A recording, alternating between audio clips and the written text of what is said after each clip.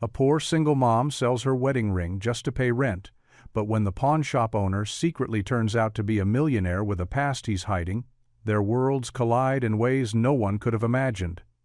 Will his hidden truth save her family, or shatter her trust forever? Before we get into the story, comment below where in the world you are watching from today.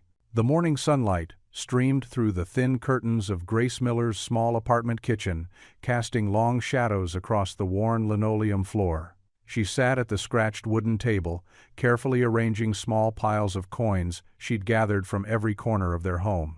Her fingers moved methodically, stacking quarters, nickels, and dimes into neat towers that seemed far too short for her needs.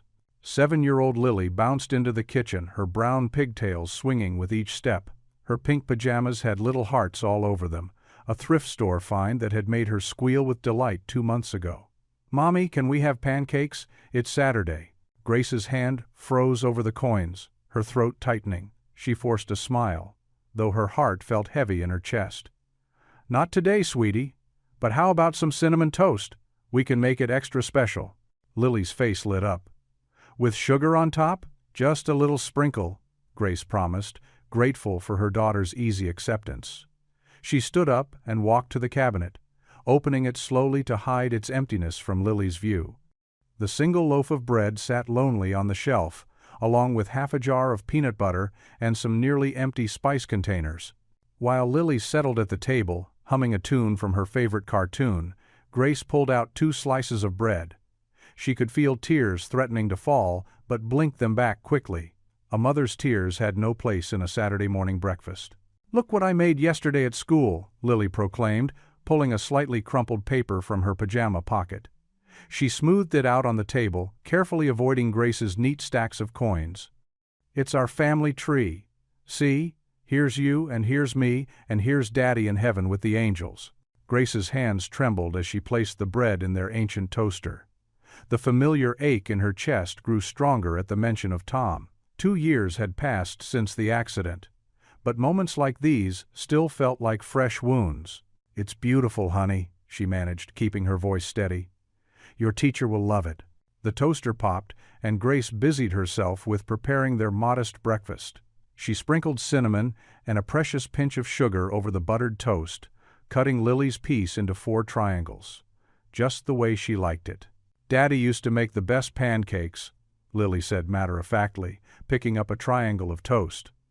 "Remember how he made them look like Mickey Mouse?" Grace sat down beside her daughter, her own piece of toast untouched. "He sure did. He was the pancake king." "Why are there coins everywhere, Mommy?" Lily asked, noticing the piles on the table for the first time. "Are we rich?" Grace let out a small laugh that sounded hollow even to her own ears. "No, sweetheart, just doing some counting. Grown-up stuff. Like math? I'm good at math now. Want me to help?" "You are getting very good at math," Grace agreed, watching as Lily munched happily on her toast. "But this is different. Why don't you tell me more about what you learned in school yesterday?" As Lily launched into a detailed story about her science lesson on butterflies, Grace's eyes drifted back to the coins. $12.37. Not even enough for a decent grocery run, let alone the rent that was due in 3 days. She'd tried everything. Extra shifts at the diner when she could find a sitter. Selling clothes they didn't absolutely need. Even taking on cleaning jobs in the evenings after Lily went to bed. But it wasn't enough. It was never enough. The morning wore on, and Grace managed to keep Lily occupied with games and coloring while her mind raced through possibilities. Each option seemed worse than the last. Her parents were already struggling themselves, and her sister had 3 kids of her own to feed. By early afternoon, Lily was absorbed in her favorite TV show, giving Grace a moment alone in her bedroom. She sat on the edge of her bed, hands pressed against her face, finally allowing herself to feel the full weight of their situation. With heavy steps, she walked to her dresser and opened the top drawer. Beneath a stack of carefully folded T-shirts lay a small velvet box. Her fingers found it without having to look. So many times had she held it these past 2 years. Grace pulled out the box and opened it slowly. Tom's wedding ring caught the afternoon light, the simple gold band still gleaming despite everything. She lifted it with trembling hands, remembering the day she'd slipped it onto his finger, both of them young and full of dreams about their future together. "I'm so sorry, Tom," she whispered, her voice breaking. "I promised to keep it forever, but—" A tear rolled down her cheek and dropped onto the ring. "I don't know what else to do. Lily needs—" She couldn't finish the sentence. The sound of cartoon laughter drifted in from the living room, and Grace clutched the ring tighter. Tomorrow.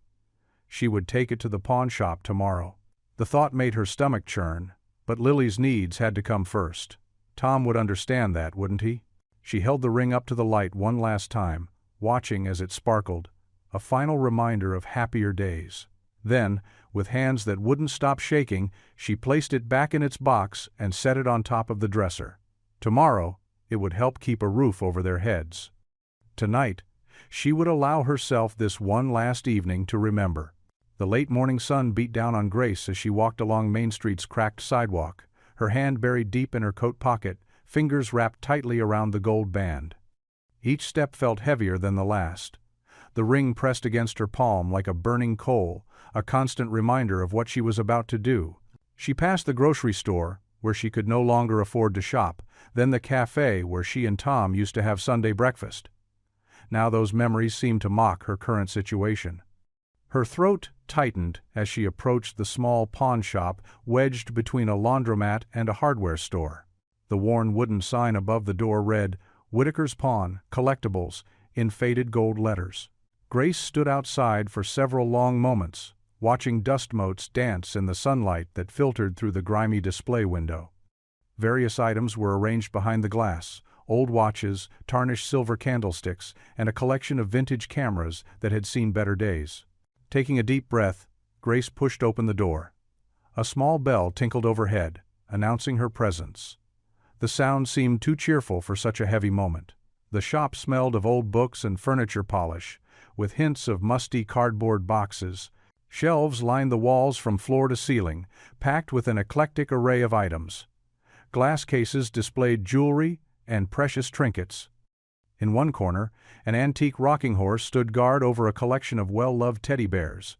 The sight made Grace think of Lily, and her heart clenched. "Hello?" she called out softly, her voice barely above a whisper. Movement caught her eye, as a man emerged from behind a tall bookshelf. He looked to be in his early 50s, with kind eyes and silver threading through his dark hair. He wore a simple button-down shirt with the sleeves rolled up, and wire-rimmed glasses perched on his nose. "Welcome," he said, his voice warm and gentle. "I'm Daniel Whitaker. How can I help you today?" Grace's fingers tightened around the ring in her pocket. I have something to sell." The words felt like sand in her mouth. Daniel moved behind the glass counter, his movements unhurried. "Take your time," he said, as if he could sense her distress. Grace's hand shook as she finally withdrew the ring from her pocket. The gold caught the light, and for a moment she saw it as it had been on her wedding day, bright and full of promise. Now it represented her last hope of keeping a roof over her daughter's head. "It was my husband's," she managed to say, placing it carefully on the counter's glass surface. He's no longer with us." Daniel picked up the ring with careful hands, holding it as if it were made of delicate crystal rather than solid gold.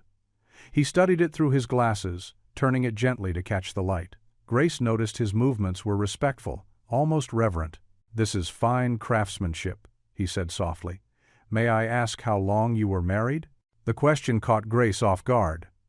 Most pawnbrokers she'd dealt with before only cared about weight and carats. 8 years, she answered, surprised to find herself continuing. "He passed away 2 years ago. Car accident." Daniel nodded slowly, his eyes meeting hers with genuine sympathy. "And now you're raising your child alone?" "My daughter Lily." Grace swallowed hard. "She's 7. Daniel set the ring down and reached beneath the counter, pulling out a jeweler's loop. He examined the ring more closely, but Grace noticed his attention seemed split between the jewelry and her own struggling composure. "The market value for something like this," he began, then paused, studying her face. "Would you allow me to make you a fair offer?" Grace nodded, bracing herself for disappointment. She'd researched similar rings online and knew roughly what to expect. She needed every penny she could get, but experience had taught her that pawn shops rarely offered anything close to true value. Daniel wrote a number on a slip of paper and slid it across the counter. Grace's eyes widened when she saw it. The amount was nearly double what she'd hoped for. That's too much," she stammered, pushing the paper back toward him. "The ring isn't worth that much." "Some things are worth more than money," Daniel said quietly, pushing the paper back to her. His eyes were kind but firm. "This is a fair price, and I insist on it." Grace stared at the number again, tears welling up in her eyes. This would cover the rent and leave enough for groceries. Lily could have her pancakes tomorrow morning. The relief was so overwhelming it made her knees weak. "I don't know how to thank you," she whispered, her voice thick with emotion. Daniel busied himself with the paperwork, giving her a moment to compose herself. His movements were unhurried and precise as he counted out the cash and placed it in an envelope. "Take care of yourself and your daughter," he said simply, sliding the envelope across the counter. "That's thanks enough." Grace picked up the envelope with trembling fingers, clutching it close to her chest. She nodded, unable to speak through her tears, and turned toward the door. The bell tinkled again as she stepped out into the sunlight, whispering a quiet "thank you" as she left. Behind her, Daniel stood at the counter, holding the gold band in his palm. He watched through the window as Grace hurried down the street, her steps lighter now, the weight of desperation lifted from her shoulders. The ring caught the light, and for a long moment he stood there, lost in thought as he studied the simple circle of gold that had brought Grace into his shop. The bell above the door chimed softly as Grace pushed it open, Lily's small hand clasped in hers. Afternoon sunlight streamed through the dusty windows, casting golden rectangles across the worn wooden floor. The familiar scent of old books and polished metal filled the air. "Look, Mommy, so many treasures." Lily's eyes grew wide as she took in the shelves packed with curiosities. Glass cases lined the walls, filled with watches, jewelry, and delicate trinkets that sparkled in the light. Grace smiled at her daughter's wonder. "Yes, sweetie, but remember, look with your eyes, not your hands." She scanned the shop, searching for the kind man who had helped her 2 days ago. Her chest felt lighter now, the rent paid, and a small cushion of money tucked away in her purse. Daniel emerged from the back room, carrying a brass lamp. His face brightened when he saw them. "Welcome back," he said, setting the lamp down carefully. He wore the same clean but modest clothing as before, a pressed blue shirt with the sleeves rolled up and khaki pants that had seen better days. "I wanted to thank you properly," Grace said, her voice soft with gratitude. "What you did for me the other day, it meant more than you know." Lily tugged free from Grace's hand and wandered over to a display case, pressing her nose against the glass. "Mommy, look at all the pretty necklaces!" Daniel's eyes crinkled at the corners as he watched Lily. "And who might this young lady be?"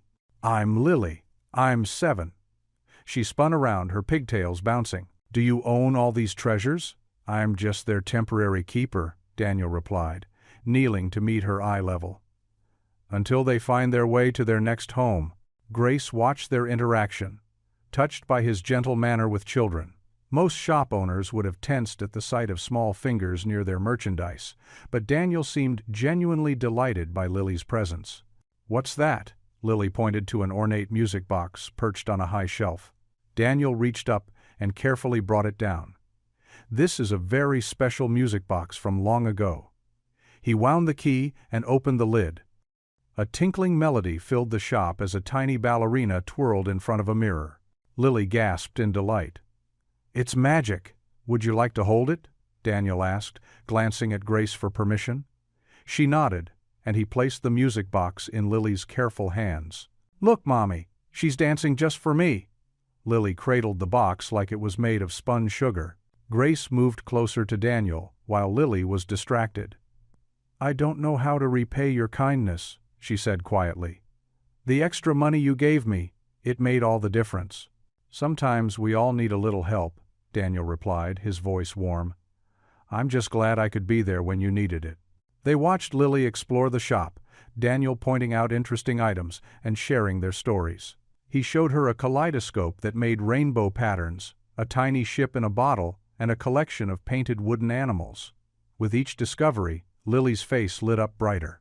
"You have the most wonderful things," Lily declared, twirling in a circle. "Mommy and I should come visit you every day." Grace felt her cheeks warm. "Lily, honey, Mr. Daniel is very busy with his shop. We shouldn't—" "You're welcome any time," Daniel interrupted gently.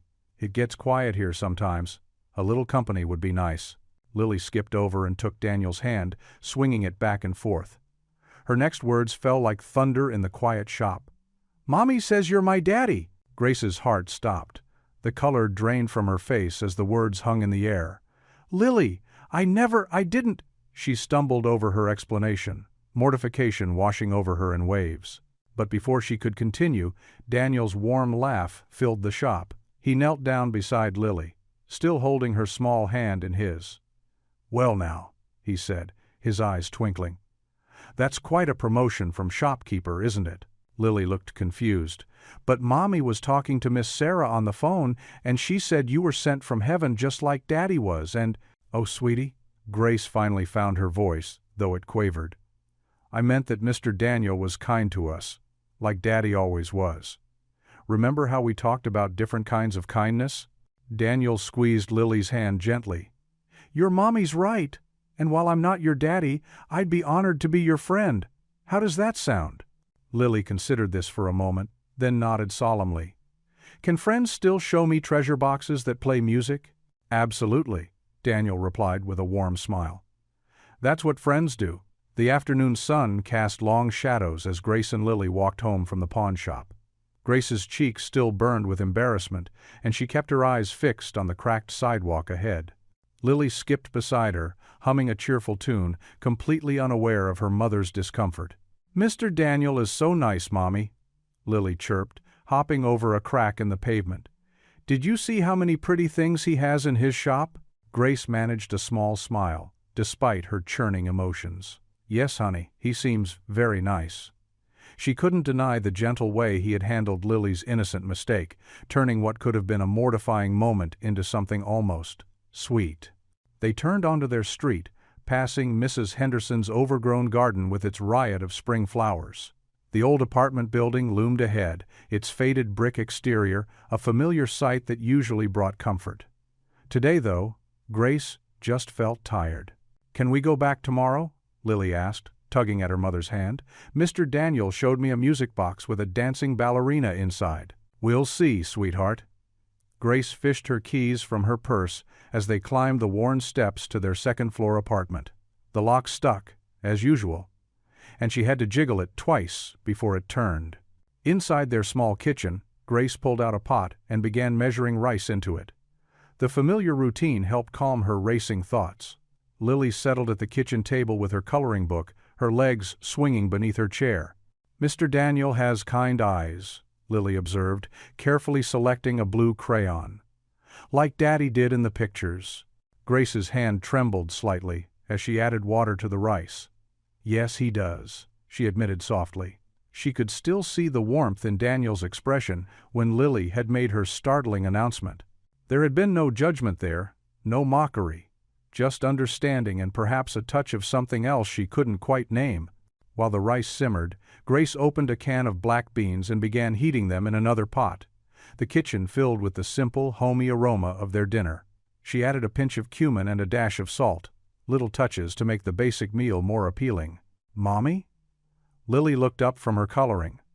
"Why did you get sad at the shop?" Grace stirred the beans slowly, choosing her words carefully. "Sometimes grown-ups get embarrassed when there's a misunderstanding. But Mr. Daniel was very kind about it, wasn't he?" "Uh-huh," Lily nodded enthusiastically. "He didn't laugh at me like some grown-ups do. And he showed me the pretty ring in the case, the one with the blue stone, that looks like the ocean." Grace's throat tightened as she remembered Daniel's gentle handling of the situation. He could have made her feel foolish, could have dismissed Lily's mistake with adult condescension. Instead, he'd knelt down to her level, spoken to her with respect, and somehow managed to make both mother and daughter feel at ease. She served their simple dinner, arranging the rice and beans in neat piles on their mismatched plates. Lily dug in happily, chattering between bites about everything she'd seen in the shop, the old guitars hanging on the wall, the collection of vintage cameras, the delicate china teacups. "And Mr. Daniel said next time he'll show me how the music box works," Lily announced, scraping her plate clean. "Can we go back soon, Mommy, please?" Grace gathered their dishes, buying time before answering. Part of her wanted to avoid the shop forever, to spare herself any further embarrassment. But another part, a part that grew stronger with each passing moment, remembered the kindness in Daniel's eyes, the gentle way he spoke, the genuine warmth of his smile. "We'll see, sweetheart," she said again, but this time with less hesitation. "Now, it's time for your bath." Across town, in the quiet of his shop, Daniel sat at his workbench, the overhead lamp casting a warm circle of light around him. The day's customers had gone, leaving him alone with his thoughts and the soft ticking of countless clocks. He opened the drawer where he'd placed Grace's wedding ring, lifting it carefully into the light. The simple gold band caught the lamplight, still bright despite its years of wear. His thumb traced the inside of the ring, finding the tiny engraving there. "Forever, always, T." Daniel's expression softened, memories of his own loss rising unbidden. He understood the weight of such decisions, selling something so precious, so full of memories. He'd seen that weight in Grace's eyes when she'd first brought it in, had recognized the mixture of desperation and determination in her stance. The ring seemed to grow heavier in his palm as he remembered Lily's bright face, her innocent words that had frozen the air in the shop. For a moment, he'd seen his own daughter at that age, full of unguarded trust and love. But Sarah was grown now, with children of her own, living halfway across the country. With gentle reverence, Daniel placed the ring back in its drawer. The lock clicked softly as he turned the key, sealing away not just the ring, but all the memories and emotions it represented. His face held a quiet sorrow as he stood, adjusting the lamp's angle out of habit. The shop's shadows lengthened as evening crept in, and Daniel's thoughts stayed with the little family who had touched something in his heart today, a widow trying her best to make ends meet, and a daughter whose innocent words had stirred long-buried feelings of his own. The morning sun had barely peeked over the horizon when Grace stepped out to check the mail. Her breath caught in her throat. There, taped to her apartment door, was a bright orange notice that made her stomach drop. With trembling fingers, she pulled it free, her eyes scanning the bold black letters. Notice of eviction. "No, no, no," she whispered, clutching the paper so tightly it crinkled. The sound of heavy footsteps made her turn. Mr. Klein stood at the end of the hallway, his expensive suit a stark contrast to the building's worn carpet. A satisfied smirk played across his face as he approached, hands tucked into his pockets. "Ah, Mrs. Miller, I see you've received my notice." His voice dripped with false concern. "Times are tough, you understand. Property taxes going up, maintenance costs rising." He shrugged, as if helpless against these forces. Grace's throat felt dry. "Mr. Klein, I just paid this month's rent. I sold my—" She stopped herself, not wanting to reveal the personal sacrifice of her wedding ring. "Yes, yes, and that's wonderful." He waved his hand dismissively. "But starting next month, I'm raising the rent, double to be exact." His smile widened as the color drained from Grace's face. "The market demands it." "Double?" Grace's voice cracked. "That's impossible. You can't." "Oh, but I can." He pulled out a handkerchief, dabbing at invisible sweat on his forehead. "It's all perfectly legal. You have until the end of the month to either agree to the new terms, or—" He gestured vaguely toward the street. Inside the apartment, Grace heard Lily stirring. "Mommy?" her daughter called out sleepily. Mr. Klein's eyes flickered toward the door. "Sweet kid you've got there. Shame if she had to change schools mid-year." He straightened his tie. "Of course, we might be able to work something out. Perhaps over dinner?" Grace's stomach churned at his implied suggestion. She wrapped her arms around herself, fighting back nausea.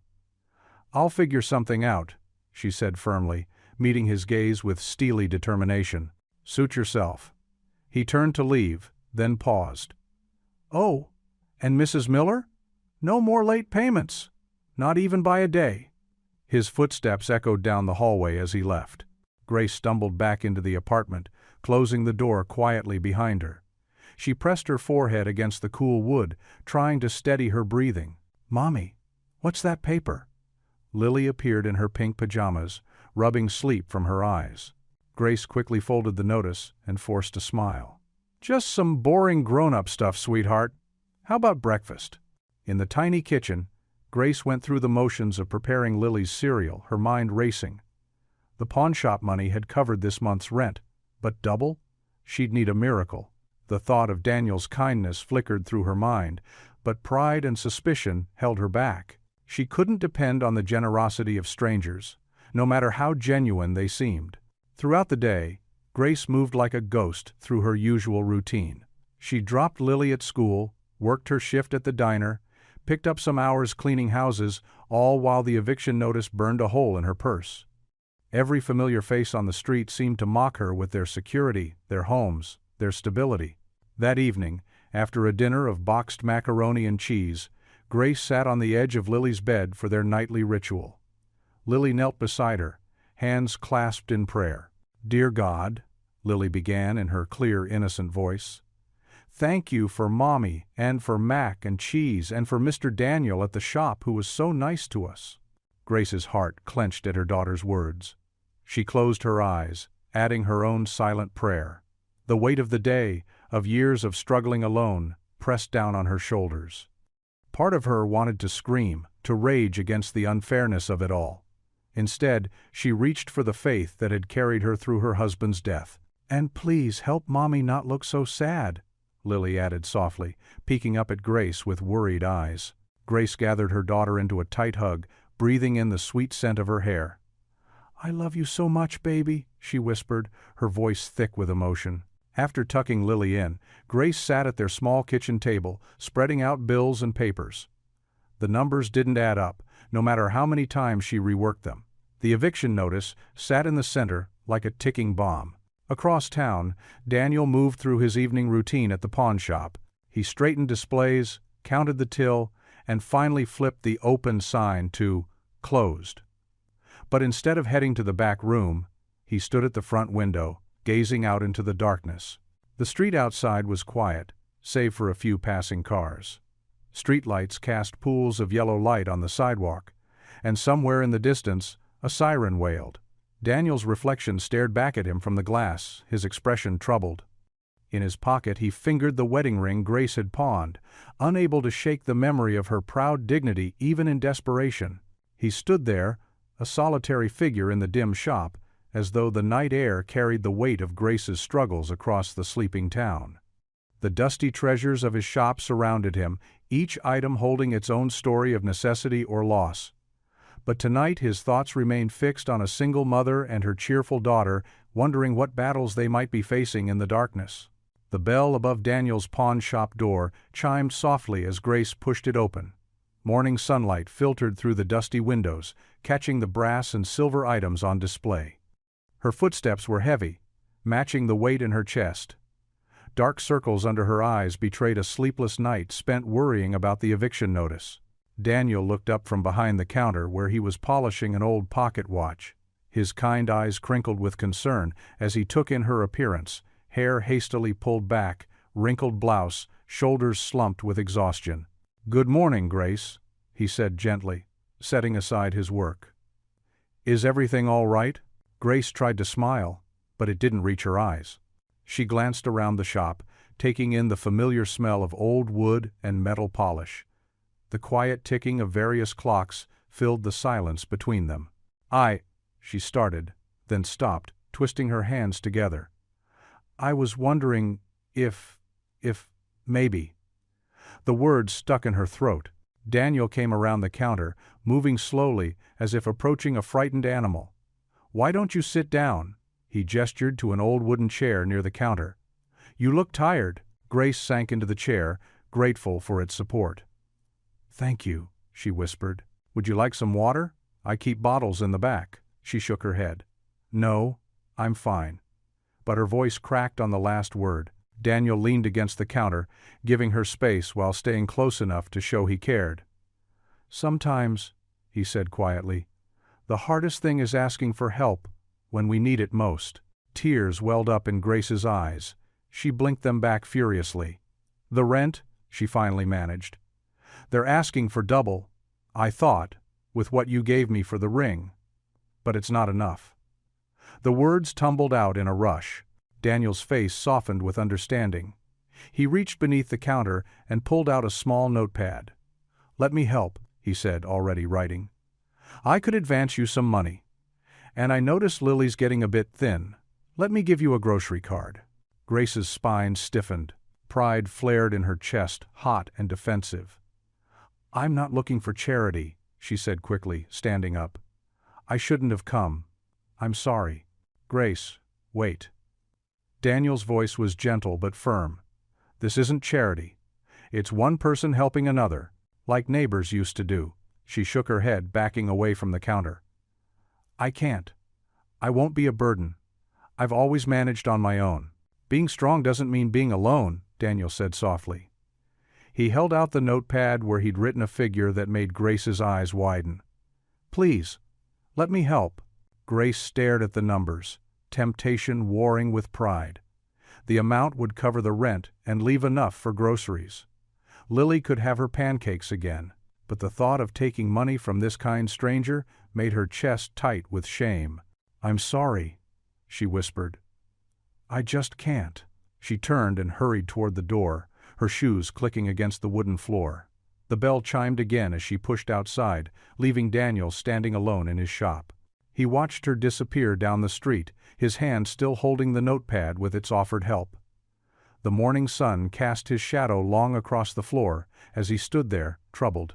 "How can I help you without breaking you?" he whispered to the empty shop. The clocks continued their steady ticking, marking time in a moment, heavy with unspoken words and unopened doors.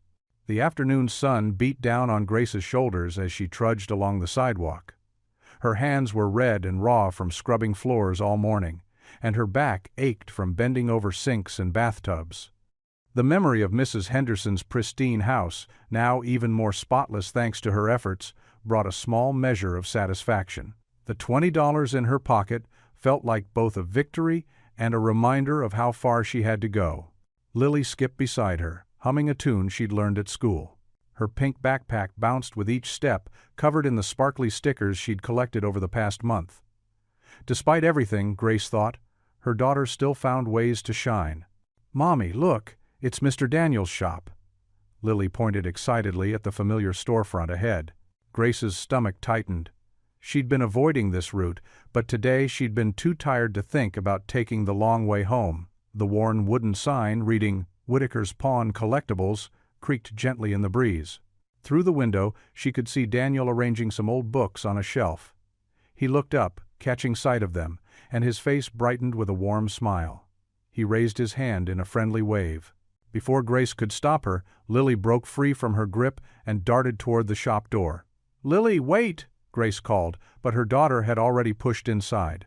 "Mr. Daniel," Lily's voice carried through the open door.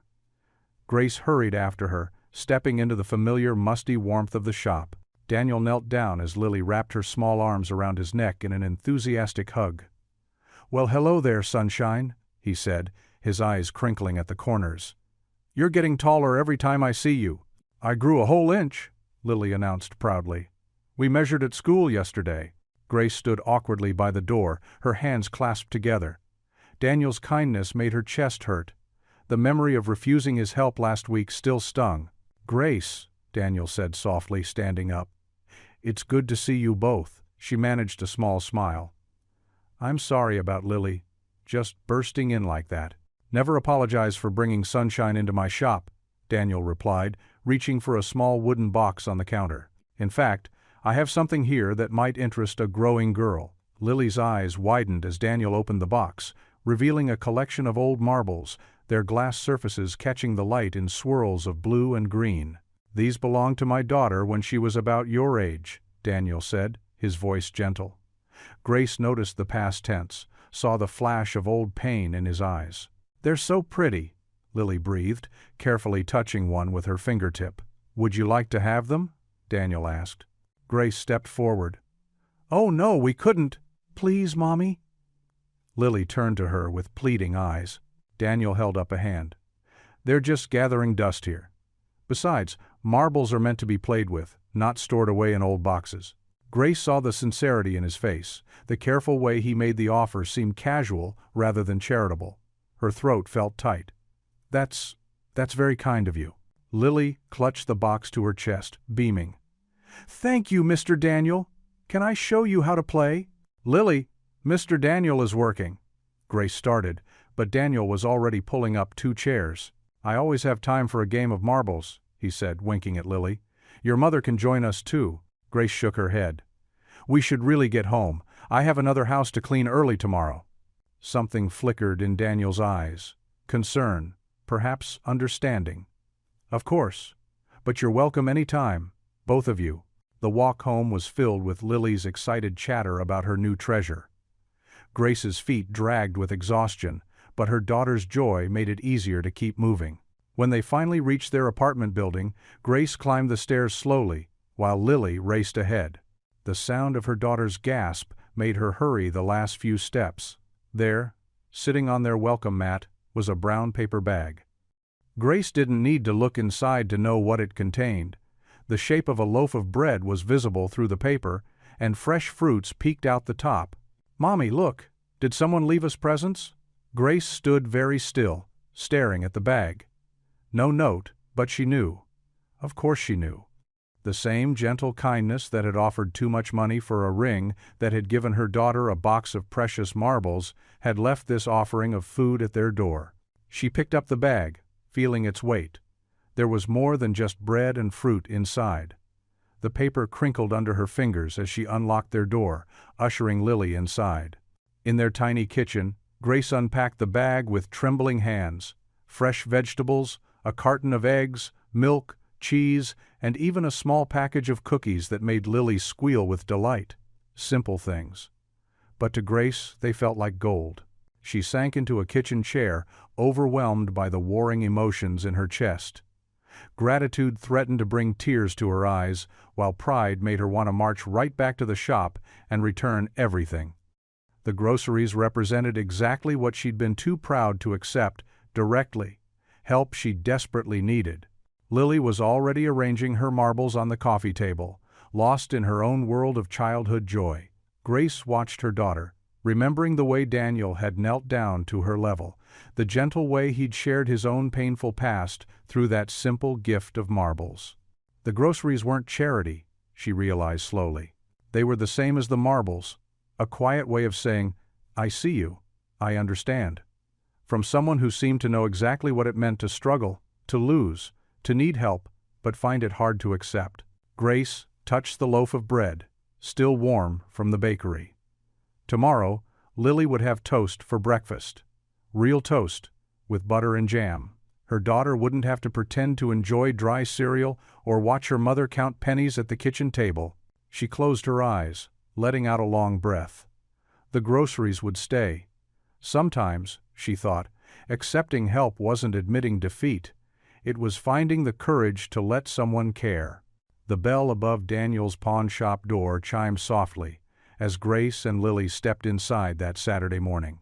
The familiar scent of old books and polished wood greeted them, along with Daniel's warm smile from behind the counter. "Good morning, ladies," he said, putting down the watch he'd been examining. "Thank you for coming to help." Lily bounced on her toes, her pigtails swaying. "Hi, Mr. Daniel." She wore her favorite yellow dress today, the one with tiny daisies that Grace had found at the thrift store. "I really appreciate you asking us," Grace said, adjusting her ponytail. "It's nice to feel useful on a Saturday." Daniel came around the counter, keys jingling in his hand. "The basement's this way. We got quite a few donations from the church yesterday." He led them to a door, tucked beside some tall bookshelves. "Watch your step going down." The wooden stairs creaked as they descended. Daniel flipped a switch, and fluorescent lights flickered to life, revealing neat rows of shelves filled with boxes and items waiting to be sorted. A small cleared area held a child-sized table with crayons and paper. "I thought Lily might like a spot to draw while we work," Daniel said, gesturing to the table. Lily's eyes lit up. "Can I really?" "Of course, sweetheart." Grace squeezed her daughter's shoulder. "That was very thoughtful, Daniel." He shrugged, but his eyes crinkled with pleasure. "The boxes with books are over here, and there's clothing in those bags." He pointed to several large garbage bags. "Thought we could sort them by size and condition." Grace rolled up her sleeves. "Where should we start?" They fell into an easy rhythm, with Daniel and Grace working side by side while Lily hummed to herself, creating colorful masterpieces at her table. The basement was cool and quiet, broken only by the occasional rustle of clothing or the soft thud of books being stacked. "Oh, look at this," Grace said, pulling out a worn copy of The Velveteen Rabbit. She ran her fingers over the faded cover. "This was my favorite when I was little." Daniel paused in his sorting. "It's amazing how books can hold memories like that. Tom used to read it to Lily when—" Grace's voice caught. She cleared her throat. "When she was smaller." Daniel's hands stilled on the sweater he was folding. His silence was comfortable, allowing her space with the memory. "Mommy, look what I drew!" Lily held up a picture of 3 stick figures holding hands. "It's us at the park." Grace set down the book and walked over to admire the artwork. "That's beautiful, honey." "Who's who?" "That's you." Lily pointed to the tallest figure with long brown hair. "And that's me. And that's Mr. Daniel." Grace felt her cheeks warm as she glanced at Daniel, but he was smiling at the picture with genuine delight. "I'm honored to be included," he said. "Though you made me much taller than I really am." Lily giggled. "You're tall like a tree." They continued working through the morning. Grace discovered a box of children's clothes that looked perfect for Lily's size, but she deliberately moved past it. Daniel noticed, though he didn't comment. Around noon, Daniel pulled out paper bags from behind a shelf. "I packed us some lunch, if you're hungry." "Oh, you didn't have to," Grace started. "Just sandwiches," he said quickly. "Nothing fancy. But growing artists need fuel, right, Lily?" Lily abandoned her crayons and climbed onto an old chair Daniel had pulled over. "I'm starving." The sandwiches were simple, peanut butter and jelly for Lily, turkey and cheese for the adults. Daniel had even packed apple slices and cookies. They sat in a small circle, using boxes as tables, while Lily told them elaborate stories about her drawings. "The purple one is a unicorn princess," she explained seriously, "and she needs a horse friend because princesses always need horses." Daniel's eyes twinkled. "They certainly do." After lunch, they worked for another hour until the donations were neatly organized. Grace felt satisfaction looking at the orderly shelves, though her arms ached from lifting boxes. "Thank you both," Daniel said as they climbed the stairs back to the shop. "You've saved me hours of work." "We should be thanking you," Grace replied. "It was nice to." She paused, searching for words. "To feel like we helped someone else for a change." Daniel disappeared behind the counter for a moment, then emerged holding something behind his back. He knelt in front of Lily. "Speaking of princesses and horses," he said, bringing his hand forward to reveal a small wooden toy horse, its maple surface smooth and gleaming. "I think every princess needs a proper steed." Lily's mouth formed a perfect O of surprise. "For me?" "For you," Daniel confirmed. "I found it while sorting yesterday and thought of you right away." Lily took the horse carefully, running her fingers over its carved mane. "It's beautiful. Look, Mommy." Grace smiled, even as she shook her head at Daniel's generosity. The horse was clearly antique, probably worth far more than he was letting on. "What do you say, Lily?" "Thank you, Mr. Daniel." Lily threw her arms around his neck in a quick hug before dancing away to make her new horse prance along the counter. Grace met Daniel's eyes, saw the joy there at Lily's happiness, and felt something warm settle in her chest. She didn't have words for it yet, but it felt a lot like hope. Grace tugged at her worn cardigan as she stood at the entrance of First Community Church. The late afternoon sun cast long shadows across the parking lot, now filled with cars and busy volunteers unloading boxes. Her neighbor, Mrs. Peterson, had practically pushed her to come, insisting the charity drive would have school supplies for Lily. "They help everyone here, dear," Mrs. Peterson had said. No questions asked. Now, watching people stream in and out of the church doors, carrying boxes and bags, Grace felt out of place. She clutched Lily's small hand tighter. "Mommy, look! There's Mr. Daniel!" Lily pointed excitedly. Grace's heart skipped as she spotted him. Daniel was helping carry boxes from a truck, his sleeves rolled up, looking perfectly at home among the volunteers. He wore the same simple plaid shirt she'd seen him in at the shop, moving with quiet purpose as he directed others where to place donations. "Can we say hi?" Lily tugged at her hand. Before Grace could answer, Mrs. Peterson appeared beside them. "There you are. Come on in, we've got everything set up in the fellowship hall." She ushered them forward, her gray curls bouncing with each step. Inside, the church's fellowship hall buzzed with activity. Tables lined the walls, loaded with backpacks, notebooks, and other school supplies. Families moved between stations, collecting what they needed while volunteers helped sort and distribute items. "Look, sweetie." Grace knelt beside Lily, pointing to a display of colorful pencil cases. "Why don't we see what they have?" As they moved through the room, Grace noticed how organized everything was. Each table had a volunteer who smiled warmly, helping families find the right sizes and supplies. Nobody asked for proof of income, or made anyone feel less than welcome. "Grace?" Daniel's voice came from behind them.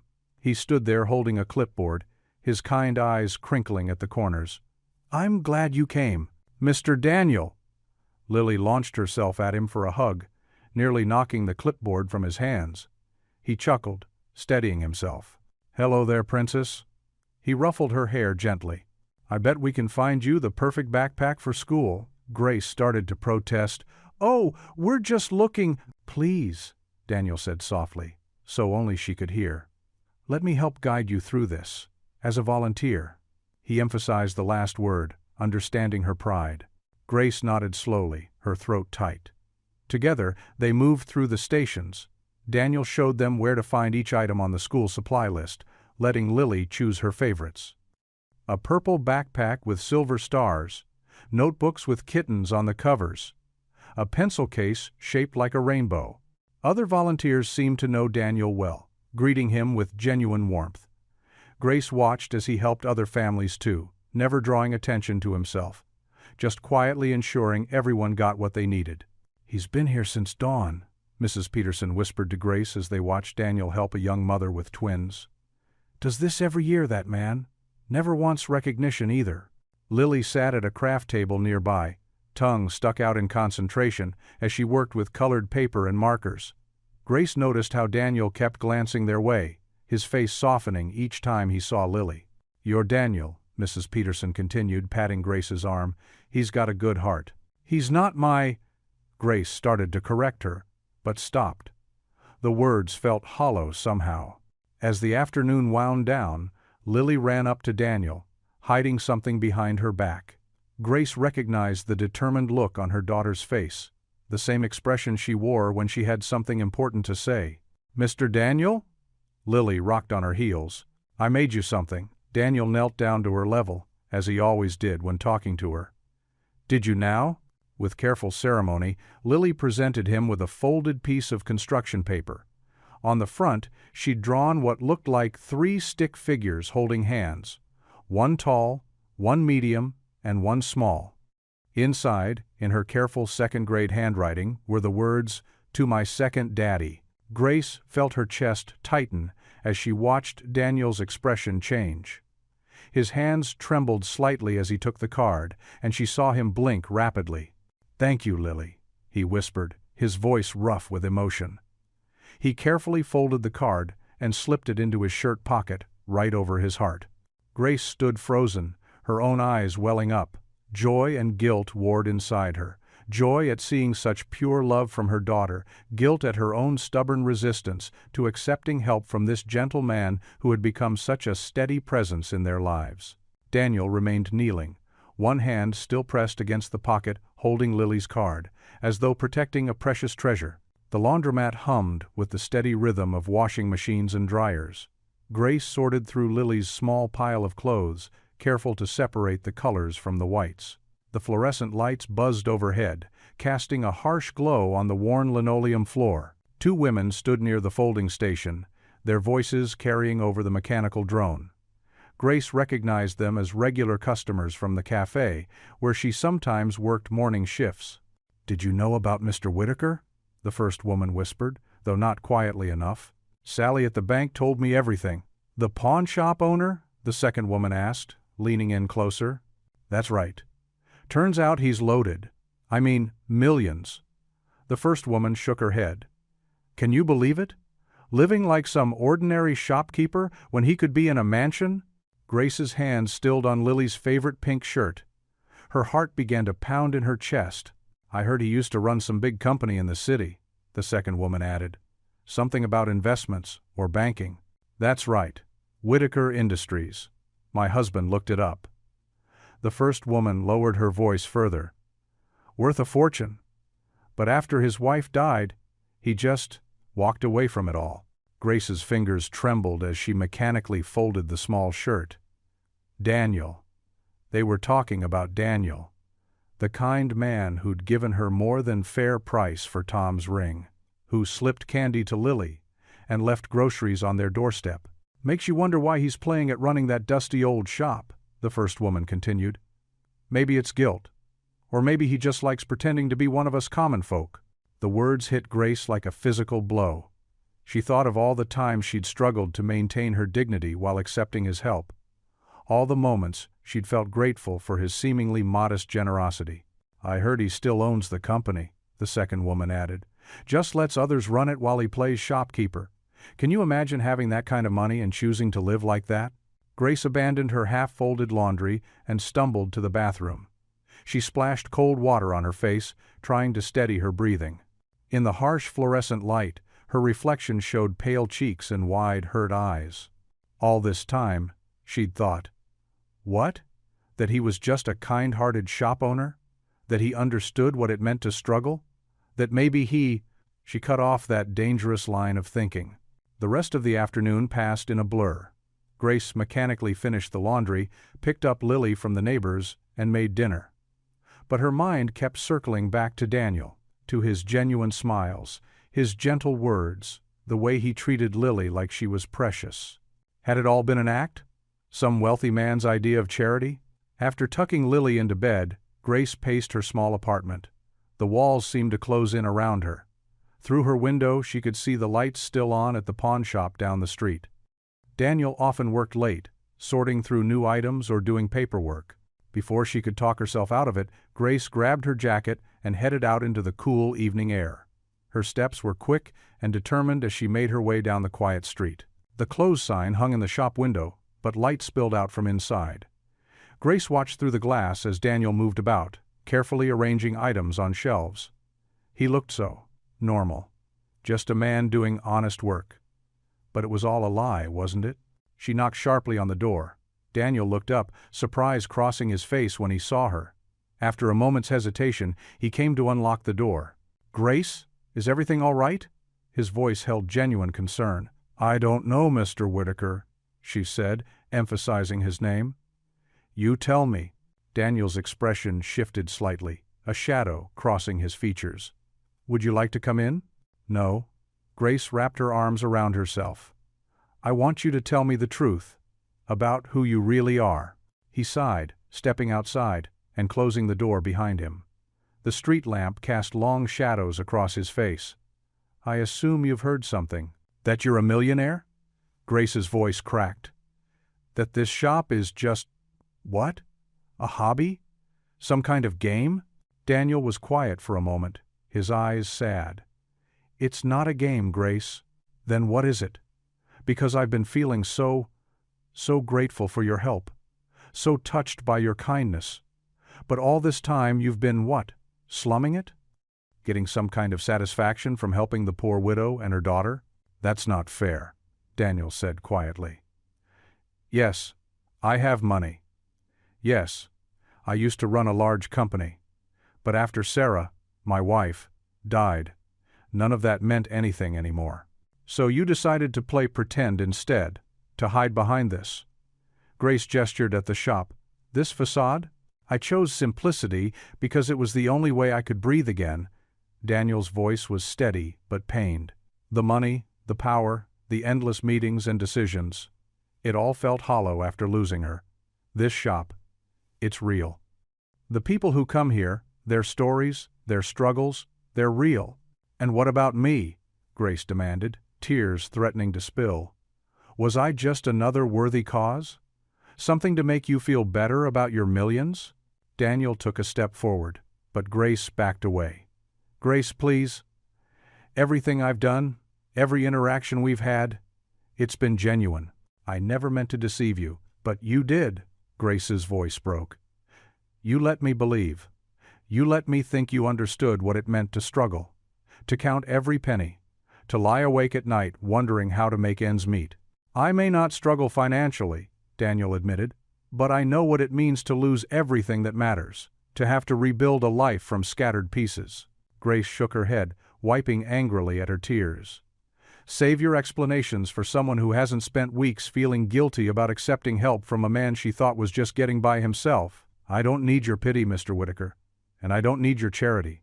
Before Daniel could respond, Grace turned and hurried away into the darkness, leaving him standing alone under the street lamp. Her footsteps echoed on the empty sidewalk, matching the hollow feeling in her chest. The morning sun cast long shadows across the cracked concrete of the apartment complex courtyard. Grace hurried toward her building, clutching a paper bag of groceries she'd managed to buy with her last few dollars. Her footsteps echoed off the weathered brick walls, matching the nervous rhythm of her heart. "Mrs. Miller." Mr. Klein's voice cut through the quiet morning air. "Just the person I wanted to see." Grace's shoulders tensed as she saw her landlord emerge from behind a rusty pickup truck. He wore an expensive suit that seemed out of place in the rundown complex, his gold watch glinting in the sunlight. "I'm running late, Mr. Klein," Grace said, fishing for her keys with trembling fingers. He moved closer, blocking her path to the stairs. His cologne was overwhelming, making her stomach turn. Now, is that any way to treat your landlord?" His smile didn't reach his eyes. "Especially when I'm trying to help you out." "Help me?" Grace clutched the grocery bag tighter. "I've been thinking about your situation." He straightened his tie, looking down at her. "Pretty woman like you, all alone. Must be hard making ends meet." Grace's cheeks burned. "I manage just fine. Do you?" He raised an eyebrow. "Because by my count, you're still short on this month's rent, not to mention the increase coming up." "I'll have it," Grace said firmly, though her voice shook. "I just need a few more days." Mr. Klein stepped closer, his voice dropping to a whisper. "There are other ways to handle this, you know. We could work something out." His eyes traveled down her body, leaving no doubt about his meaning. "I can be very accommodating." Grace's free hand moved before she could think. The sharp crack of her palm against his cheek echoed through the courtyard. Mr. Klein stumbled back, his face reddening where she'd struck him. "How dare you?" Grace's voice trembled with rage and fear. His expression darkened. "You'll regret that, Mrs. Miller. I guarantee it." He straightened his jacket, eyes cold. "You have until the end of the week. Every penny, or you're out." Grace ran up the stairs, fumbling with her keys as tears blurred her vision. She barely made it inside before her legs gave out. The grocery bag fell, sending cans rolling across the worn linoleum floor.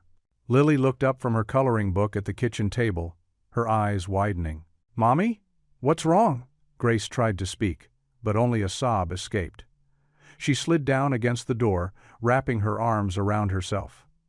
The shame and fear and anger mixed together until she could hardly breathe. Small footsteps padded across the floor.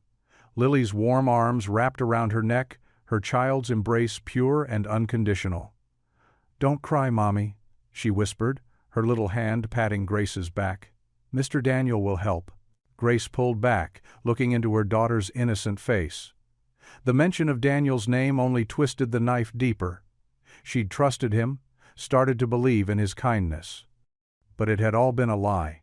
Just a wealthy man playing at being humble, probably laughing at their struggles behind their backs. The scattered groceries caught her eye. The cheap bread, the dented cans, the off-brand cereal Lily never complained about. Grace buried her face in her hands, shoulders shaking with silent sobs. She'd tried so hard to be strong, to make it on her own, to protect her daughter. But now she felt more alone than ever. Lily hugged her tighter, her small body warm against Grace's side. "Please don't be sad," she whispered again. And Grace could hear the tears in her daughter's voice. Grace wiped her eyes, forcing herself to take deep breaths. She had to pull herself together, had to be strong for Lily. But Mr. Klein's threat hung over her like a storm cloud, and Daniel's deception still stung like an open wound. At the kitchen table, Lily's half-finished drawing showed 3 stick figures holding hands, a tall one with a beard like Daniel's, and 2 smaller ones with long hair like her and Lily. Grace's heart clenched at the sight. She'd let her daughter get too attached, let herself hope for something that could never be real. The morning light streamed through the dusty windows, highlighting the bare walls, the worn furniture, all the empty spaces where a happy life should be. Grace sat at the table, her hands pressed against her face, feeling the walls of her world closing in. Lily's arms remained wrapped around her, offering comfort even as Grace's tears fell silently onto the scratched tabletop. The afternoon sun filtered through the dusty hallway window of Grace's apartment building, casting long shadows across the worn carpet. Daniel stood at her door, his arms laden with 2 brown paper bags filled with fresh groceries. The paper crinkled softly as he shifted his weight, trying to free a hand to knock. He could hear movement inside, the soft padding of feet, Lily's distant giggle, the clatter of dishes being washed. Life continuing behind that thin barrier of wood and paint. Daniel took a deep breath and knocked gently. The sounds inside stopped abruptly. Footsteps approached the door, then halted. "Grace?" Daniel called softly. "I brought some things for you and Lily. Please, go away." Her voice was muffled through the door, but he could hear the strain in it. "I have groceries, and—" He hesitated, then pressed on. "And enough to cover this month's rent. Please, just let me help." "I don't want your money." Her voice cracked slightly. "I don't need your pity." Daniel set the bags down carefully by the door. "It's not pity, Grace. I care about you and Lily." "Because we're your charity case?" The bitterness in her voice made him wince. "The poor widow and her daughter? Is that why you pretended to be just a simple pawn shop owner?" "I never pretended," Daniel said quietly. "That shop is who I am now. The money. It's just paper. It doesn't define me any more than your empty bank account defines you." A soft thud against the door suggested Grace had leaned against it. "I trusted you," she whispered. "I let myself believe you were just a kind man who understood, who saw me as an equal. But you were looking down on me the whole time. Grace, please." Daniel placed his palm against the door, imagining he could feel her presence through the wood. "I've never looked down on you. You're one of the strongest people I've ever met. Then let me be strong on my own." Her voice rose sharply, then dropped again. "I need to stand on my own 2 feet. I need to show Lily that we can make it without depending on anyone else." Daniel heard a small sniffle, and his heart ached. "There's no shame in accepting help, Grace. Sometimes being strong means knowing when to let others in. Like I let in Mr. Klein?" Her laugh was bitter. "He offered to help, too. Different method, same principle. Taking advantage of someone desperate." "I would never—" Daniel started, his voice heavy with hurt. "I know," Grace interrupted softly. "I know you wouldn't. You're a good man, Daniel. But I can't. I just can't accept this. Please understand." Daniel heard the slight tremor in her voice, the way it caught on those last words. He thought of Lily's crayon drawing, still carefully folded in his wallet. "To my second daddy." He thought of Grace's proud spine as she cleaned houses, of her gentle hands sorting donations in his shop, of her tired smile when she thought no one was looking. "The groceries are by the door," he said finally. "At least take those, for Lily's sake." Silence stretched between them, broken only by the distant hum of traffic outside and the building's creaking pipes. "Thank you," Grace whispered, so quietly he almost missed it. "But please, I need to do this myself. I need to know I can."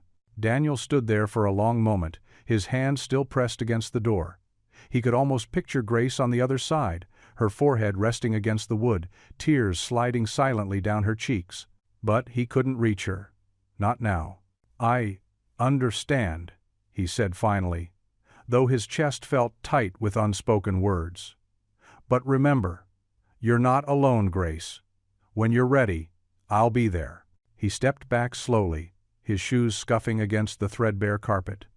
The grocery bags sat like silent witnesses by the door. A peace offering she wouldn't accept. Daniel turned away, each step feeling heavier than the last. Behind the door, Grace pressed her hands against her mouth, muffling her sobs as she slid down to sit on the floor. She could hear Daniel's footsteps growing fainter, taking with them what might have been her last chance at salvation.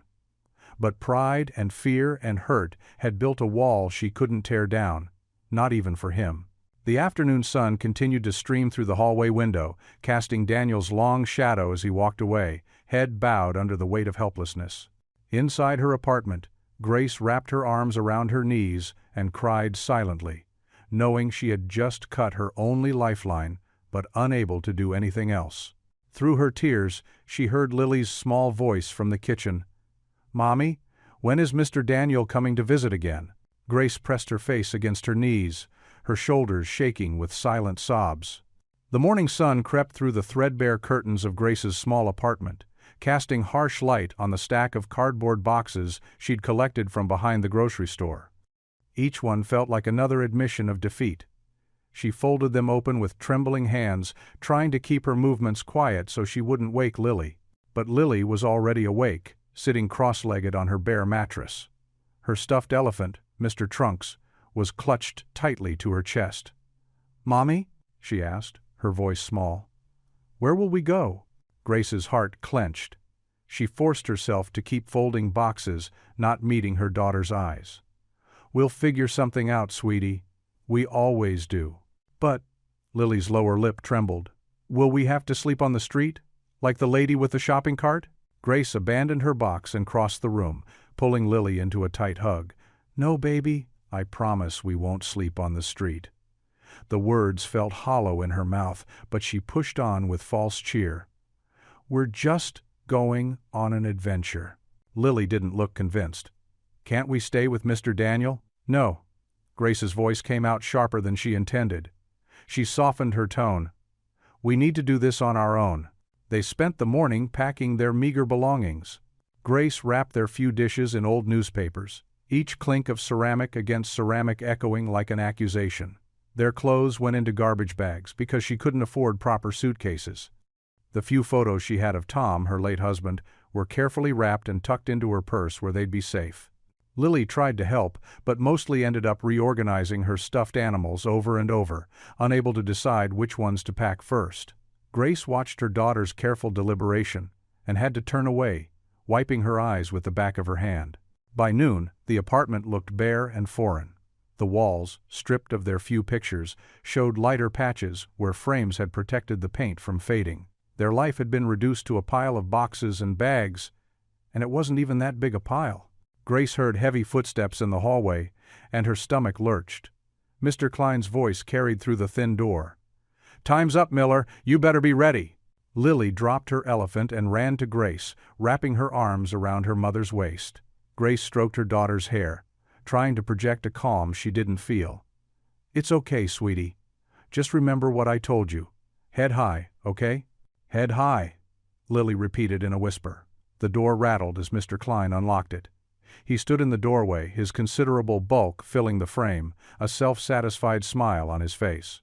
Well. Looks like you're almost packed. Good thing, too, because I've got new tenants coming at 5. He made a show of checking his watch. "That gives you 3 hours." Grace spit back the angry words that threatened to spill out. Instead, she nodded stiffly and turned to Lily. "Honey, why don't you go pack your backpack with your most special things?" Once Lily had disappeared into her room, Grace faced Mr. Klein. "I just need a little more time, please, just until the end of the week." He laughed, the sound ugly and sharp. "Should have thought of that before you turned down my generous offer." His eyes traveled over her in a way that made her skin crawl. Offer still open, by the way. Grace's hands clenched into fists. "Get out. Your choice." He shrugged, heading for the door. "But I want you gone by 5. Anything left inside gets tossed." The afternoon passed in a blur of boxes and tears. Lily's obvious ones, and Grace's hidden ones. They made trip after trip down the 3 flights of stairs, piling their belongings on the curb. Each time they passed neighbors, Grace kept her head high, though her cheeks burned with shame. Mrs. Rodriguez from across the hall tried to help, but Grace politely declined. She couldn't bear the pity in the old woman's eyes. Even worse was when Mrs. Rodriguez whispered, "I could call Mr. Daniel from the pawn shop." "No," Grace said firmly. "Please don't." The sun was setting when they carried down the last box. The pile looked even smaller on the curb. Pathetic, really. Their whole life reduced to this. Lily sat on a box, clutching Mr. Trunks, her face streaked with dried tears. Mr. Klein appeared one last time, jangling his keys. "Time's up." He made a show of checking the empty apartment, then turned to face them with that same smug smile. "Don't forget, anything left here after dark goes in the dumpster." The lock clicked with devastating finality. Grace stood on the curb beside their belongings, holding Lily close against the growing chill of evening. She fought back tears, knowing she needed to be strong for her daughter, but the weight of their situation pressed down on her like a physical thing. "Mommy?" Lily's voice quivered. "I'm scared." Grace swallowed hard, tasting bitter defeat. "Me too, baby," she whispered, running her fingers through Lily's hair. "Me too." The street lamps flickered on, casting harsh shadows across their pile of belongings. Grace stared at the boxes and bags, trying to figure out what to do next. The shelter was full. She'd already called. The cheap motels required deposits she couldn't afford. Her pride had pushed away their only real friend. She held Lily tighter as the evening darkness crept in around them, each passing car a reminder of their exposure, their vulnerability. Mr. Blank, Klein's silhouette appeared in the window above, watching them with obvious satisfaction. Grace buried her face in Lily's hair, finally letting the tears fall where her daughter couldn't see them. The cardboard boxes sat accusingly on the curb, a monument to her failure as a mother, as a provider. She had never felt more alone. The streetlights flickered to life as dusk settled over the neighborhood. Grace sat on the cold curb, her arm wrapped protectively around Lily, who clutched her stuffed horse from Daniel's shop. Their meager belongings sat in mismatched boxes and 2 worn suitcases, everything they owned exposed to the world. "Mommy, I'm cold," Lily whispered, burrowing closer. Grace pulled off her thin jacket and draped it over her daughter's shoulders. The autumn air bit through her cotton blouse, but she barely noticed. Her mind raced, trying to piece together a plan. The local shelter was full she'd already called. Her last $20 wouldn't get them far. "Just a little longer, sweetheart," she murmured, though she had no idea what would come next. Try to think warm thoughts. A car turned onto their street, its headlights sweeping across them. Grace instinctively pulled Lily closer, wary of strangers at this hour. But then, another set of headlights appeared. And another. "Look, Mommy!" Lily pointed as the first vehicle, a familiar blue pickup truck, pulled up to the curb. Grace's heart skipped when she recognized Daniel stepping out of the driver's side. But he wasn't alone. Mrs. Chen from the corner market emerged from the passenger seat, carrying several bags of groceries. Behind Daniel's truck, more cars parked, and familiar faces from the church gathering stepped out: the elderly Thompson couple, young Pastor Mike and his wife, even the usually quiet librarian Miss Waters. "We thought you might need some help tonight," Daniel said softly, approaching with a thick blanket in his hands. His eyes held no pity, only warmth and determination. Mrs. Chen hurried over, her short frame practically hidden behind the grocery bags. "My goodness, child, you must be freezing. Here, I brought hot soup in thermoses." Before Grace could process what was happening, the small crowd of townspeople surrounded them with gentle efficiency.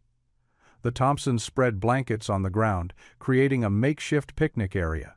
Miss Waters pulled out containers of hot coffee and cocoa.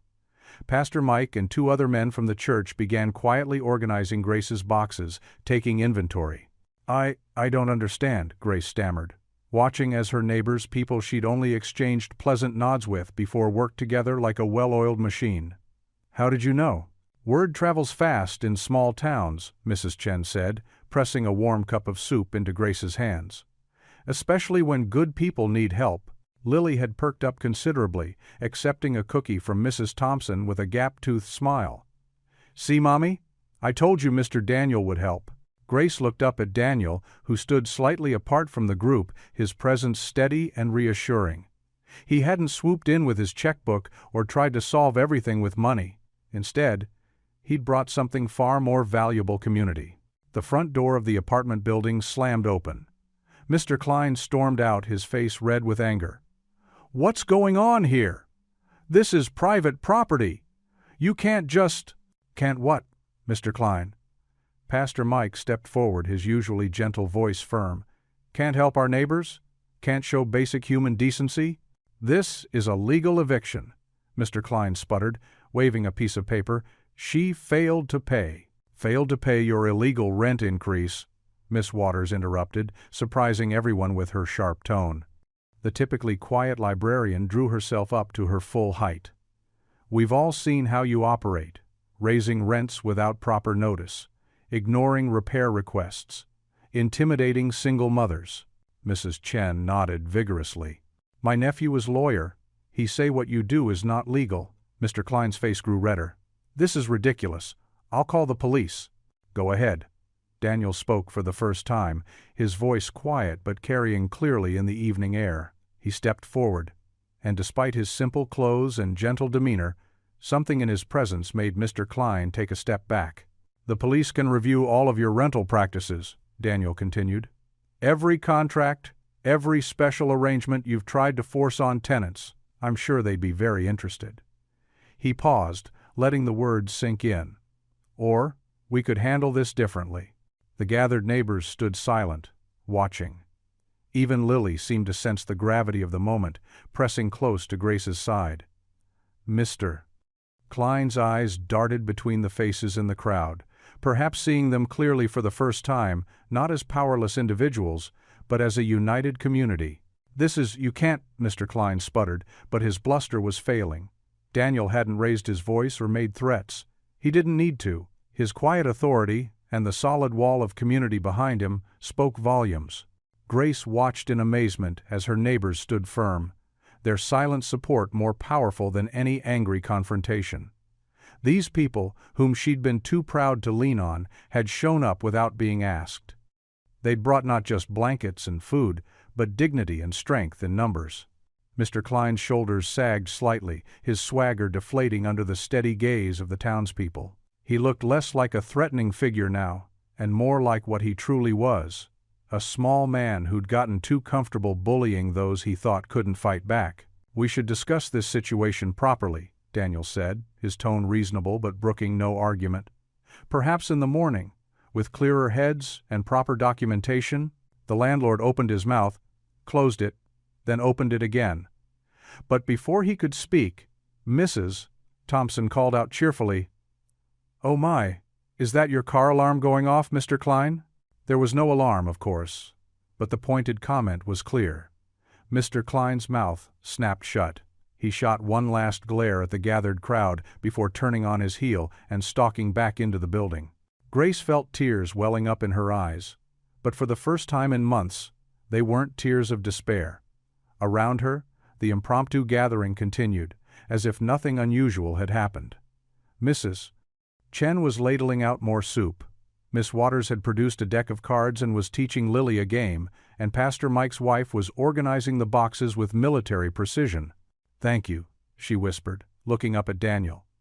The words felt inadequate for what he'd done, not by throwing money at her problems, but by showing her she wasn't alone.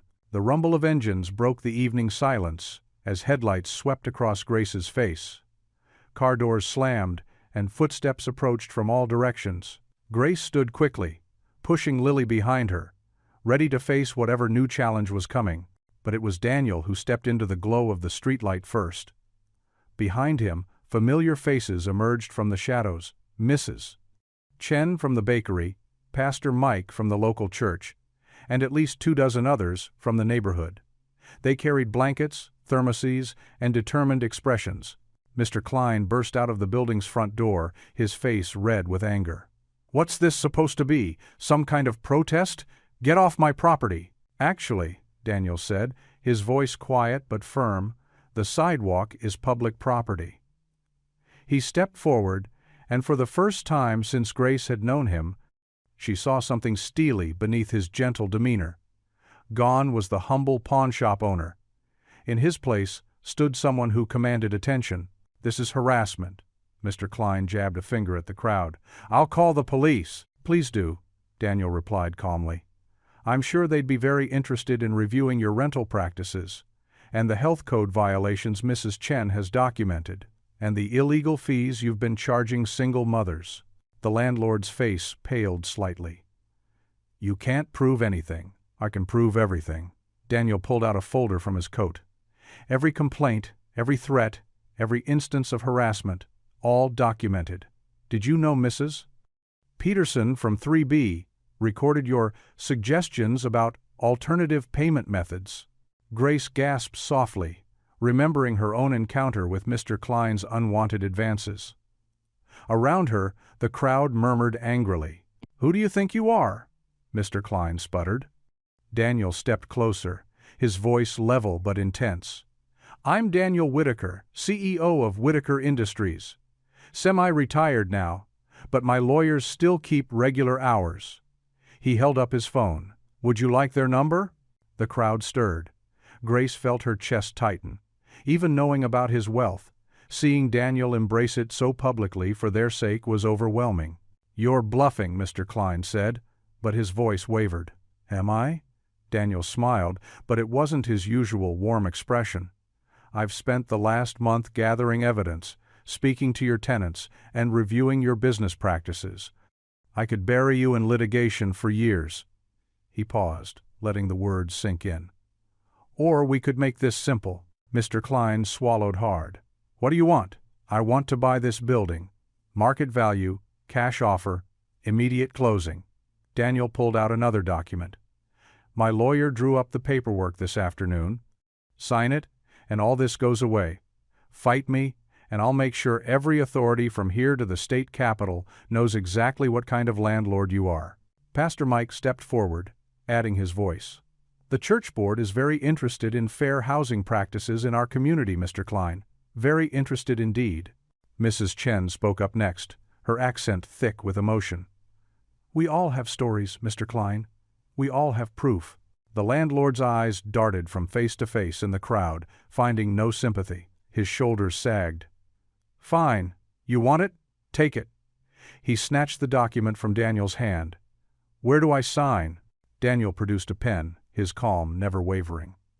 "Initial here, and sign at the bottom. Pastor Mike and Mrs. Chen can witness." As Mr. Klein scribbled his signature, Lily tugged at Grace's sleeve. "Does this mean we can go home, Mommy?" Grace couldn't answer past the lump in her throat. She watched as Daniel handled the moment with quiet authority, making sure everything was properly signed and witnessed. This was a side of him she'd never seen, capable, powerful, but using that power with the same gentle purpose she'd first noticed in his shop. "It's done," Daniel announced, tucking the papers away. He turned to Mr. Klein. "You'll receive the funds by morning. I suggest you use some of them to hire a good lawyer. You'll need one if any of your other properties are managed similarly." Mr. Klein stormed off to his car without another word. As he peeled away from the curb, the crowd burst into applause and cheers. Lily jumped up and down, clapping along, though she didn't fully understand what had happened. Grace stood rooted to the spot, her emotions warring inside her. Pride urged her to remain strong, independent, but gratitude threatened to overwhelm her. Daniel had done more than save her home. He'd stood up for everyone who'd suffered under Mr. Klein's cruelty. She watched through misty eyes as Lily ran to Daniel and hugged his legs. "Thank you, Mr. Daniel. You're like a superhero." The crowd's celebration continued around them. Mrs. Chen was already organizing people to help carry boxes back inside. Pastor Mike spoke about forming a tenants' association. Through it all, Grace remained still, trying to hide the tears that streaked down her face as Lily's delighted laughter rang out in the night air. The crowd's voices faded into the night like a receding tide, leaving behind a strange stillness. Street lamps cast long shadows across the sidewalk, where Grace sat on an overturned milk crate, her shoulders heavy with exhaustion. Lily had fallen asleep on a neighbor's blanket, her small chest rising and falling peacefully, despite the evening's chaos. Daniel stood a few feet away, watching as the last of the townspeople drove off with waves and encouraging smiles. His usual quiet demeanor seemed different now. Not the mask of a humble shopkeeper, but something deeper, more genuine. He turned toward Grace, his footsteps soft on the concrete as he approached. "May I?" He gestured to another crate beside her. Grace nodded, too tired to maintain her walls of pride. The evening air was cool, carrying the scent of Mrs. Peterson's flowering jasmine from next door. "I need to tell you something," Daniel began, his voice gentle but firm. "What you heard about me, about the money, it's true. But it's not the whole truth." Grace stared at her clasped hands, the ghost of her wedding ring still a phantom presence on her finger. "You don't owe me any explanations, Mr. Whitaker." "Daniel," he corrected softly. "And maybe I don't owe you explanations, but I want to give them. Because what I've never wanted is your misunderstanding, or worse, for you to think I pitied you." A car passed by, its headlights sweeping across them momentarily. In that brief illumination, Grace saw the earnestness in Daniel's expression. "When I first saw you in my shop," he continued, "holding that ring like it was your last breath of air, I didn't see someone to pity. I saw strength, the kind that comes from loving so deeply you'd sacrifice anything for those you care about." Grace's throat tightened. "You couldn't have known all that." "I knew, because I'd been there." Daniel's voice grew quieter, heavy with memory. "My Sarah. She passed away 8 years ago. Cancer. We had everything then, the big house, expensive cars, what people call success. But sitting in that sterile hospital room, watching her slip away, none of it meant anything." Grace turned to look at him, really look at him, for the first time that evening. The streetlight caught the silver in his hair, the gentle creases around his eyes that spoke of both joy and sorrow. "After she died, I couldn't stand it anymore. The emptiness of all that wealth, the hollow conversations about stocks and profit margins. I sold everything except what I needed to help others. Bought the pawn shop because—" he paused, searching for words. "Because I wanted to be somewhere real. Somewhere I could see people's stories, their struggles, their triumphs. Not to play savior, but to remember what matters." "And what matters?" Grace whispered. "Connection, community, the courage it takes to keep going when everything falls apart." He gestured toward Lily's sleeping form, the love of a mother who would give up her most precious memento to keep her daughter safe. Tears pricked at Grace's eyes, but she blinked them back. "I've been so afraid," she admitted. "Not just of losing our home, but of depending on anyone again. After Tom died, it felt like the ground disappeared beneath my feet. I promised myself I'd never be that vulnerable again." Daniel nodded slowly. "I understand that feeling. But Grace, accepting help doesn't make you weak. It makes you human." "I've been awful to you," she said, her voice cracking. "When I found out about your money, I assumed the worst, that everything, your kindness, the groceries, the way you treated Lily, was just some rich man's charity case." "Never," Daniel said firmly. "Every moment was real. Every kindness was because I saw in you and Lily what I'd lost. Not just family, but purpose.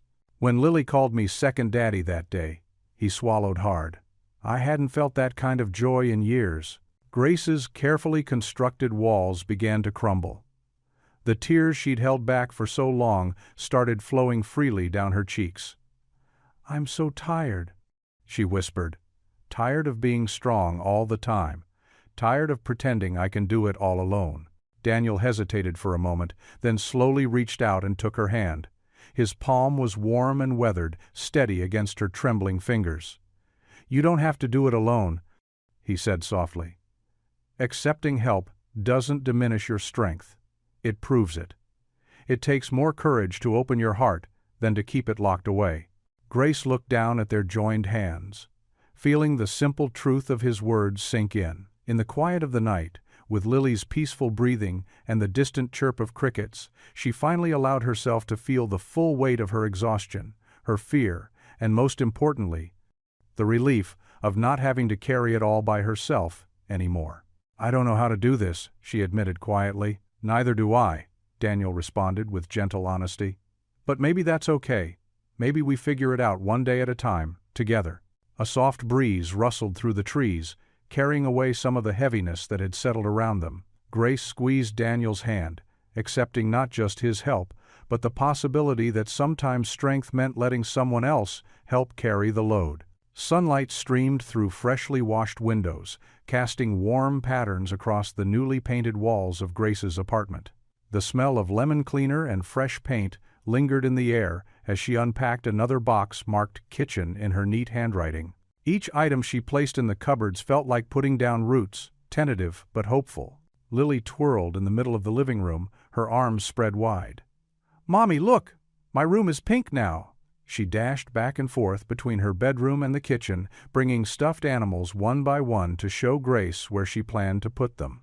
"Careful with those boxes, sweetheart," Grace called out. But she couldn't help smiling. The apartment felt different now, not just because of the fresh paint and repairs, but because it truly felt like home. The landlord's nephew, a kind-faced man named Tom, had taken over management of the building. Under Daniel's quiet guidance, he'd already started making improvements throughout the complex. A knock at the door made Grace's heart skip. Daniel stood there, holding a potted plant with cheerful yellow flowers. "Thought this might brighten up the place," he said, his eyes crinkling at the corners. "Though it seems pretty bright already." "Mr. Daniel!" Lily rushed over, nearly knocking over a stack of books. "Come see my pink room."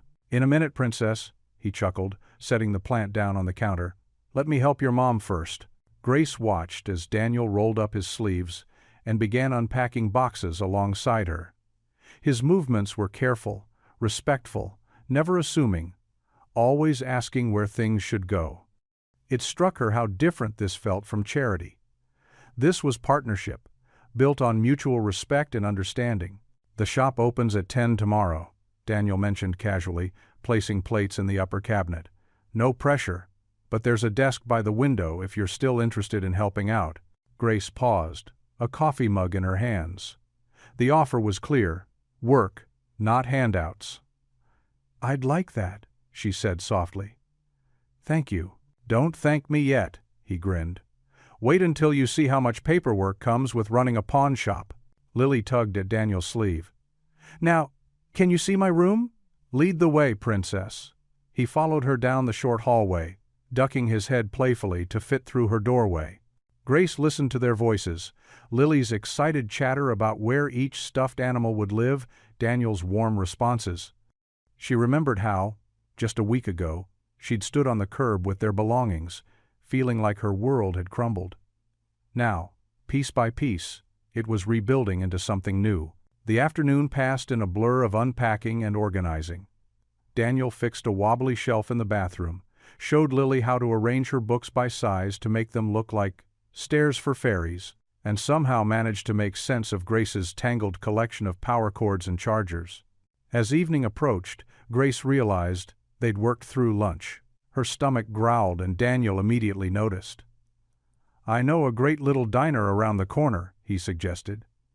"My treat, to celebrate your first day in the renovated apartment."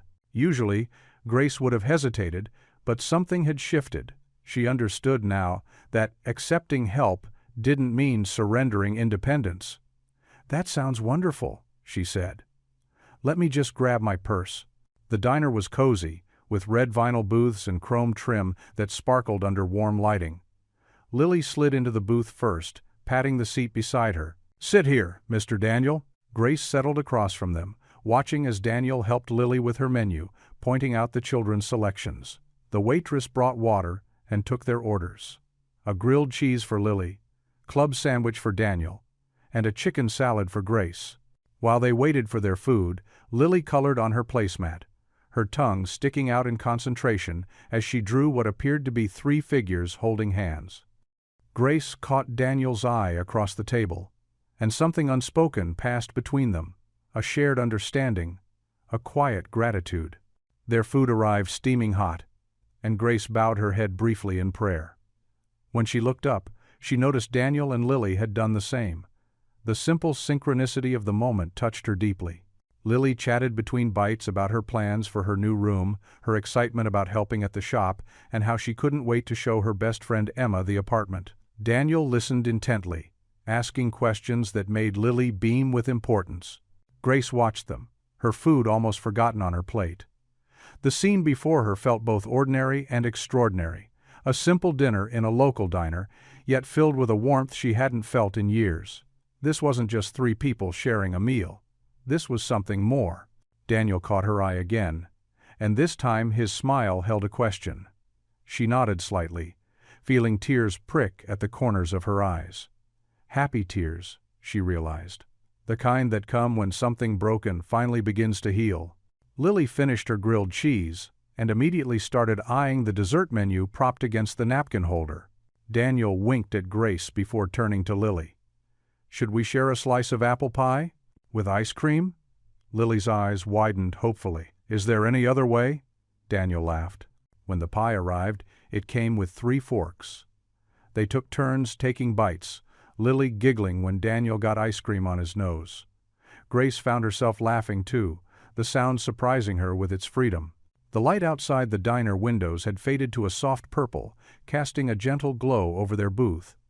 Grace looked across the table at Daniel, who was carefully wiping ice cream from Lily's chin with a napkin. Lily sat between them, happy and secure, her small face glowing with contentment. In that moment, Grace felt it. The subtle shift from broken to whole, from alone to connected. This wasn't replacing what she'd lost. It was building something new. Something different, but equally precious. Her heart swelled with a feeling she'd almost forgotten, the feeling of family. The evening sun cast long shadows through the pawn shop windows, painting the dusty shelves in amber hues. Grace stood behind the counter, organizing the day's receipts, while Lily sat cross-legged on the floor, coloring in her notebook. The familiar ticking of the old wall clock filled the comfortable silence. Daniel emerged from the back room, his steps measured and purposeful. His eyes held that gentle warmth that had become so familiar to Grace over these past months. He paused at the counter, watching her work with a soft smile. "You've really brought order to my chaos here," he said, gesturing to the newly organized display cases and neatly arranged shelves. Grace looked up, returning his smile. "Well, someone had to tackle those dusty corners. I'm pretty sure some of those items hadn't seen daylight in years." Speaking of items. Daniel's voice grew softer as he reached into his pocket for the shop's master key. He moved toward the heavy wooden drawer behind the counter, the one where he kept the most valuable pieces. Grace watched curiously as he unlocked it and reached inside. Her breath caught when she saw what he held. Her wedding ring, the one she'd pawned on that desperate morning that felt like a lifetime ago. "I've been keeping it safe," Daniel said quietly, holding the gold band in his palm. The stone caught the evening light, throwing tiny rainbows across his weathered hands. Waiting for the right moment, Grace's eyes welled with tears. "Daniel, please," he interrupted gently. "Let me say this." He took a deep breath, his own eyes misty. "This ring, it's more than just metal and stone. It's more than just a memory of what you lost. It's a symbol of love that endures, that can be reborn." Lily looked up from her coloring, watching them with wide eyes. She set down her crayons and moved closer, drawn by the emotion in their voices. "When you first brought this to me," Daniel continued, "I saw a woman who'd carry the weight of the world to protect her child. You weren't just selling a ring, you were sacrificing a piece of your heart to keep going." Grace wiped at her eyes, remembering that morning, the way her hands had trembled as she'd placed it on this very counter. "But love," Daniel's voice grew stronger. "Real love doesn't die. It transforms. It finds new ways to bloom, even in the hardest ground."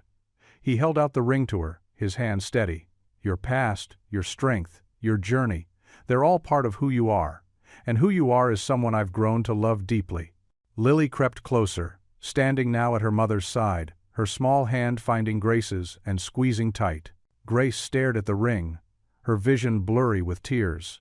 It looked different somehow, not just a reminder of loss, but something more, something new. "I'm not trying to replace what you had," Daniel said softly. I'm asking to stand beside you, to help write the next chapters of your story. Our story. He gently took her hand, placing the ring in her palm. If you'll let me. Grace closed her fingers around the familiar metal, feeling its warmth. She thought of all the moments that had led here. Daniel's kindness, that first day, his patience, his quiet strength. The way he'd rallied the town to help them, not from pity but from genuine care. How he'd shown her that accepting help didn't make her weak, it made her human. You've never been just the man who bought my ring, she whispered, looking up at him. You became the answer to prayers. I was too afraid to pray. With trembling fingers, Grace slipped the ring onto her finger. It felt different now, lighter somehow, filled with new meaning. Daniel lifted her hand to his lips, pressing a gentle kiss to her knuckles just above the ring. Lily bounced on her toes, her face glowing with joy. See, Mommy? She whispered, though her excitement made it more of a stage whisper. He's Daddy now. Grace laughed through her tears, pulling Lily close with one arm while keeping her other hand in Daniel's.